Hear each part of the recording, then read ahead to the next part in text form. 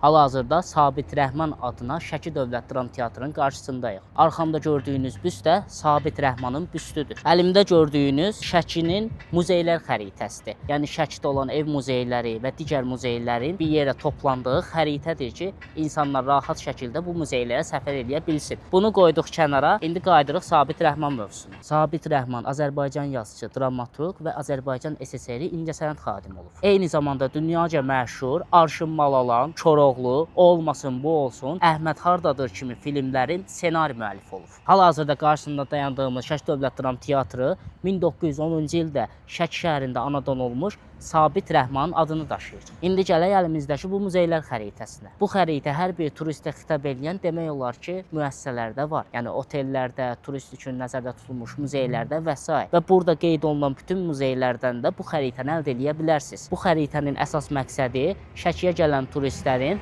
rahat şəkildə Şəkidə olan muzeylərə səfər etməsindən ötürüdür. Biz də tezliklə buradakı bütün muzeylərin videosunu çəkib sizinlə paylaşasıyıq. Siz də bu xəritəni əldə etmək üçün bizə yaza bilərsiniz və yaxud da açıqlama bölməsinə qeyd etdiyim qiymətlə yazıb Şəki muzeylər xəritəsini istəyirik yazaraq oradan əldə edə bilərsiniz. Bizi izləməyə davam edin.